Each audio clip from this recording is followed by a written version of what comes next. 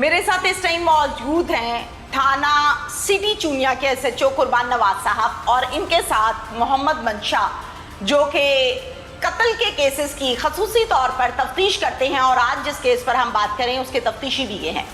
कुर्बान नवाज साहब से आज के मर्डर के हवाले से, खातून का मर्डर कचहरी के बाहर धन धनाते सरेआम दिन दिहाड़े कैसे मुमकिन हुआ और फिर इसका ड्रॉप सीन कितनी देर के बाद हुआ, पुलिस ने क्या कुछ किया, ये हम इनसे जानते हैं। अस्सलाम वालेकुम। वालेकुम सलाम।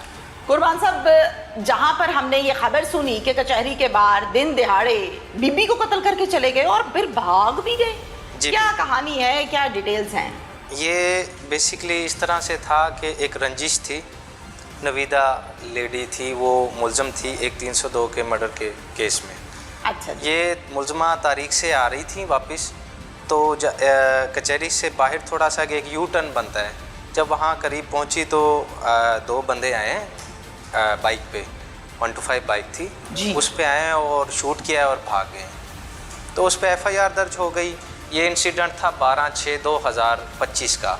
ठीक है। उसके बाद इसमें कुछ बंदे नामजद करवाए गए FIR में। जो बंदे नामजद थे वो बेगुनाह। जिस टाइम FIR लॉन्च हुई है नवीदा के मर्डर की जी, तो वो नामालूम हुई होगी डेफिनेटली।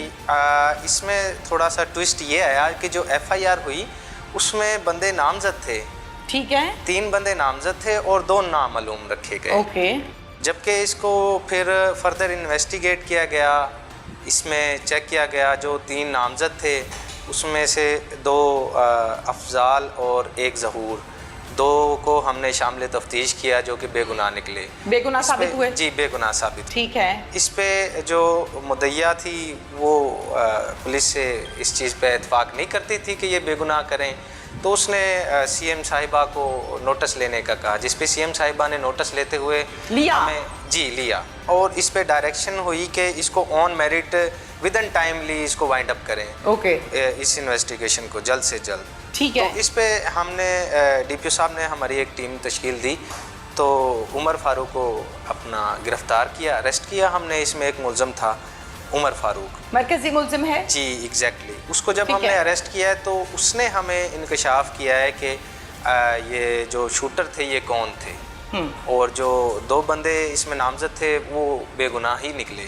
ठीक है। तो इसमें जो शूटर थे फिर हमने उसके इंकशाफ पे हमारी टीम जा रही थी उनको अरेस्ट करने के लिए। तो ठीक है। जब ये हम मुझे, जा रहे थे, मैं वहाँ तक आती हूँ, पहले मुझे ये बताइए कि जब कचहरी के बाहर ये मर्डर हुआ नवीदा का, नवीदा खुद भी 302 की मुलजिमा थी जो कि आज से साल पहले कत्ल हुआ था। वो क्या डिटेल्स हैं वो हम आराम से बाद में डिस्कस करते हैं। उसके फैक्ट्स एंड फाइंडिंग्स में लाजमी इसी प्रोग्राम में शामिल करूंगी। कुर्बान साहब, ये बताइएगा कि वो जो अहाता था वो कचहरी का था या बाहर का था? नवीदा का था। बाहर का। जिस टाइम ये मर्डर हुआ था एग्जैक्टली टाइम बता सकते हैं? हाँ जी, 7:15 बजे के राउंड सुबह जी। ओके। और क्या वहाँ की आपने CCTV फुटेज हासिल की? मिल गई थी? जी बिल्कुल। ओके। अच्छा, फिर मुझे ये बताइए कि वो जो 2 बाइक सवार थे जिन्होंने फायर किया और मार के भाग गए, वो दोनों शूटर थे? जी। वो दोनों आपने गिरफ्तार किए? जी। वो कहाँ से नहीं किए हमने? हम उनको गिरफ्तार करने ही जा रहे थे। जो हमने मरकजी इसमें जो मेन कैरेक्टर था ना उमर फारूक, जब उसको अरेस्ट किया है तो हम उसकी लीडिंग पे वो हमें लीड कर रहा था और हम जा रहे थे कोर्ट राधा किशन, जहाँ पे वो एग्जैक्टली उन्होंने पनाह ली हुई थी। ठीक है, निशानदेही कर रहा होगा कि जी एग्जैक्टली। जब हम वहाँ पे पहुँचे हैं कोर्ट राधा किशन, तो वहाँ से हमने नफरी भी ले ली है और कोर्ट राधा किशन के SHO को भी इस बारे में इन्फॉर्म किया है। तो हमारी टीम ने, तो एक टीम उनके साथ भी आ गई थी। तो फिर हम जब वहाँ पे हमने रेड किया है उनके घर पर जहाँ भी पनाह ली थी। एग्जैक्टली, घर नहीं था वो, कुछ और था मेरे ख्याल से, वो कह लें कि एक हवेली टाइप था। ठीक है। तो जब उस पर हमने रेड किया है तो उस हवेली से अभी जा ही रहे हैं कि अभी नॉकिंग ही हो रही है कि आगे से फायरिंग स्टार्ट हो गई है, चूंकि क्रिमिनल हैं। जी एग्जैक्टली। ठीक है, ठीक है। तो क्रिमिनल हैं और इवन दैट के एक FIR है उकाड़े में, उसमें भी डबल मर्डर के इंसिडेंट में वो PO हैं। शूटर जो हुए, जी शूटर काम है ना उनका, तो ये पैसे लिए बंदे मारे। पैसे लिए और बंदे मारे। ठीक है, ठीक तो है। जब हमने उधर रेड किया है तो आगे से हम पे फायरिंग हो गई है। तो हमने कोशिश की है कि अपने आप को सेव किया जाए, और सेव करने के दौरान इन द मीनवाइल हमारे एक जो मुलाजिम है उसको बुलेट प्रूफ जैकेट में बुलेट भी लगी थी। ठीक है। और गाड़ी में भी बुलेट्स लगी हैं। बचत हो गई? जी अल्हम्दुलिल्लाह, अल्हम्दुलिल्लाह बचत हो गई थी। ठीक है। तो जब फायरिंग रुकी है तो हमने देखा है कि वहाँ पे एक जो था हमज़ा नामी, वो जो मुलज़म था वो अपना मजरूब था, शूटर। जी शूटर, ठीक है, हमजा उसका नाम था जी मजरूब था। ओके। तो उसको हमने जल्द से जल्द गाड़ी में डाला है और उसे हॉस्पिटल लेकर गए। जी हॉस्पिटल लेके गए और पूछते रहे कि भाई कौन हो, क्या सूरत हाल है, क्या नहीं है। और जो मुलज़म था उसने भी बताया कि हाँ ये वो फ़लाँ बंदा है, ये शूटर जो मैंने हायर किए थे। तो उसने बताया मेरा नाम हमज़ा है और मेरा साथ का जो फ़रार हुआ है, जिसकी फायरिंग से मैं ज़ख्मी हुआ हूँ, उसका नाम फैसिल है। ठीक है। तो वो मेरे साथ था जब हमने ये इंसिडेंट को ठीक है तकमील तक पहुँचाया है। बिल्कुल ठीक है। तो अब वो जिंदा है या नहीं है? हमज़ा उसकी डेथ हो गई थी। हमज़ा की डेथ हो गई मौके पे, तो ज़ाहिर फायर ही लगा, फिर हॉस्पिटल और हलाक हो गया। कुर्बान नवाज साहब, ये मुझे बताइएगा कि कितने रुपए में ये डील हुई थी? शूटर तो पैसे लेता है ना काम करने के। एग्जैक्टली, ये 5 लाख में डीलिंग हुई। 5 लाख रुपए के साथ डील हुई थी ये दोनों की। जी। दूसरा वाला जो है वो पकड़ा आपने? नहीं, वो स्टिल अभी फरार है। टीम हमारी बनी हुई काम कर रही है उसके ऊपर। थोड़ा सा मुझे बैकग्राउंड बता दें इस केस का कि एक खातून, बड़ा डिफरेंट सा केस है ये, और जब हम इसके बैकग्राउंड पर जाते हैं तो मुझे खुद ज़ाती तौर पे इस केस को समझने के लिए काफ़ी टाइम लगा। आप क्या कहते हैं, इसका बैकग्राउंड क्या है? नवीदा कैसी खातून थी जो मर्डर हो गई? इसमें बेसिकली मैं आपको इसका बैकग्राउंड थोड़ा सा वाज़िया कर दूं। ये एक FIR है 37/24। ठीक है। ये 24 के जनवरी मंथ में ही स्टार्ट में ही अपना एक मर्डर होता है, ब्लाइंड मर्डर। ठीक है। वो अफजल नामी सरदार अफजल होता है, तो वेल ऑफ फैमिली से बिलोंग करता है। सरदार अफजल। ओके। तो ब्लाइंड मर्डर की FIR दर्ज होती है, पोस्टमार्टम वगैरह होते हैं, तो इन्वेस्टिगेशन स्टार्ट होती है। तो बाद में इसको ट्रेस आउट कर लिया जाता है। इसमें CDR से पता चलता है कि इस बंदे का, सरदार अफजल को, एक लड़की थी जिससे इसके नाजायज़ ताल्लुकात थे, और नवीदा नामी लड़की है। अच्छा। CDR से ये क्लियर हो जाता है, जिसको जब शामिल तफ्तीश किया जाता है तो नवीदा कन्फेशन करती है कि मैंने उसका मर्डर किया है विद क्लीवर। अच्छा, तो ठीक है, ठीक है। उसको मतलब क्लीवर से उसके कुछ प्राइवेट पार्ट्स और कुछ जी ब्रूटल तरीके से, ब्रूटली मर्डर कह लें। ठीक है। तो उसके बाद वो उसमें चलान हो जाती है। तो तकरीबन 6 माह के राउंड अबाउट उसके बाद उसकी ना वो बेल आउट हो जाती है। नवीदा के सरदार अफजल के साथ नाजायज़ मरासिम थे जी, कितने अरसे से? ये तकरीबन 1.5 साल से थे। और ये पूरे गांव को पता था? हाँ जी। नवीदा की भी बेसिकली उसने सेकंड मैरिज की थी। दूसरी शादी भी है, शौहर भी है, और साथ में तीसरा जो है वो आशिक भी है सरदार अफजल। जी एग्जैक्टली। सरदार अफजल को जो इंटरेस्ट होगा नवीदा से, वो मैं यहाँ पर क्या बताऊँ, सारे ज़माने को पता है। आदमी को क्या इंटरेस्ट होता है औरत से, इसको क्या इंटरेस्ट था? एग्जैक्टली यही इंटरेस्ट था।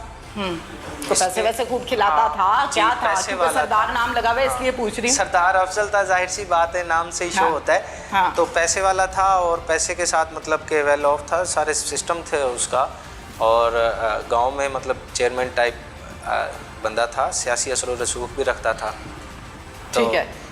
नवीदा थी, वो थोड़ी बैक फैमिली है उसकी, इतना बैकग्राउंड स्ट्रॉन्ग नहीं है।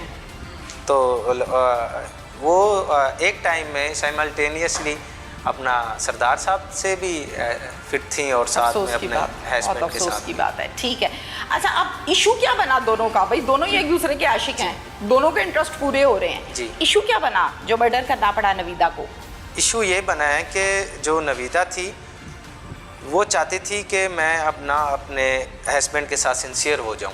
अच्छा, चाहती थी जी। ठीक है। तो लेकिन सरदार साहब जो थे वो ये नहीं छोड़ते थे। जी बिल्कुल। अच्छा। तो वो ब्लैकमेल करना स्टार्ट हो गए थे। अच्छा। तो वो फिर इस वजह से उसने मतलब इनवाइट किया है, वो आई है, और फिर ये सारा क्लीवर से जो सरदार साहब कहते थे कि शौहर को छोड़ के मेरे पास आ जाओ। जी एग्जैक्टली। और ये कहती थी कि नहीं, शौहर रखना है मैंने। औलाद थी? जी, 2 हैं। अच्छा। एक बेटा एक बेटी है। इसके शौहर को पता था कि मेरी बीवी लगी हुई है सरदार अफजल से? नहीं जी, बिल्कुल नहीं था। नहीं पता बाद था। में उसको जब ये ट्रेस आउट हुआ है केस, तो उसको इल्म हुआ है इस सब। अच्छा कुर्बान साहब, ये बताइएगा कि नवीदा अब इस दुनिया में नहीं है जी। नवीदा का खुद कत्ल हो गया, जिसने खुद अपने हाथों से एक आदमी को कत्ल किया था जिससे मोहब्बत करती थी। मैंने हर मोहब्बत और इश्क का अंजाम बड़ा गंदा देखा है जो हराम तरीके से किया जाए। कुर्बान साहब, उस टाइम सरदार अफजल को मर्डर किया गया, बड़ी खबरें गर्दिश की थी, 1 साल पहले की बात है। शायद कुछ लोग अभी इस टाइम जहन में नहीं रखते कि हम किस सरदार अफजल की बात कर रहे हैं। सरदार अफजल को जिस अंदाज में मर्डर किया गया था वो ज़रा मुख्तसरन बता दें मुझे। उसको नवीदा ने एक क्लीवर लिया और क्लीवर से उसके प्राइवेट पार्ट्स को, क्लेवर मीन्स के एक टोका टाइप जो कसाई के पास भी होता है ताकि लोगों को समझ आए। हाँ। अच्छा जी। तो उससे उसके कुछ प्राइवेट पार्ट्स को भी उसने बॉडी से कट कर दिया और अलग कर दिया। जी बिल्कुल। अच्छा। और काफ़ी बॉडी पे ना उसके जैसे थ्रॉट में और इधर तकरीबन सारी बॉडी पे उसने ना उस क्लीवर से वार किए हुए थे, कट्स लगा जी दिए। कट्स लगाए हुए थे। ओहो हो, ठीक है। तो ये बात समझ नहीं आती कि औरत आदमी को कैसे काबू कर लेती भाई। क्या उससे पहले इसने कुछ खिलाया पिलाया हुआ था सरदार को, या बस ठीक है सरदार इस चक्कर में है कि माशूका आई है और माशूका दिल में कुछ और लिए बैठी? जी बस ये बात है, ये चक्कर था कि कुछ खिलाया भी था? नहीं कोई गोलियां कुछ नहीं, शोलियां? बस ये बात है, बंदा इजी होता है जिस पे एतमाद करता है। हाँ बिल्कुल, जिस पर एतमाद करके आराम से जी कंफर्ट जोन में बैठा हुआ है और उसने कहा चलो जी ओके। एग्जैक्टली। अच्छा मुझे ये बताइएगा कि अब हम इस केस को डिस्कस कर रहे हैं। कुर्बान साहब आप SHO हैं और SHO का बड़ा तजुर्बा होता है, सारा दिन वो पब्लिक डीलिंग करता है, पार्टीज़ को सुनता है, कहीं कातिल मजलूम बन के पेश होता है, कहीं मजलूम बेचारे को कातिल बना दिया जाता है। इस केस में भी 2 कैरेक्टर्स ऐसे हैं जिनके हवाले से बाकायदा तौर पर तफ्तीश हुई और फिर बाद में वो बेगुनाह साबित हुए। वो क्या केस है, वो क्या सीन है? इसमें बेसिकली इस तरह से हुआ, जब ये नवीदा कत्ल होती है तो इसकी FIR में जो फर्स्ट FIR के आई विटनेसेस होते हैं जो नवीदा को देखते हैं, जाते हुए देखते हैं, और जो मतलब आई विटनेस उस FIR के बनते हैं कि इस नवीदा ने ही मर्डर किया है, तो नवीदा के जो की वालदा जो होती है उनको उसमें नामजद करवा देती है। और ज़ाहिर आप लोगों की मजबूरी है। अगर वो एक बंदा कह रहा है कि मेरा ये मसला है तो आपने दर्ज करना ही करना है। एग्जैक्टली। तो उनको वो नामजद करवा देती है, जब जो कि बाद में दौरान तफ्तीश ये बात सामने आती है कि ये नहीं है मुलज़म। Thank you.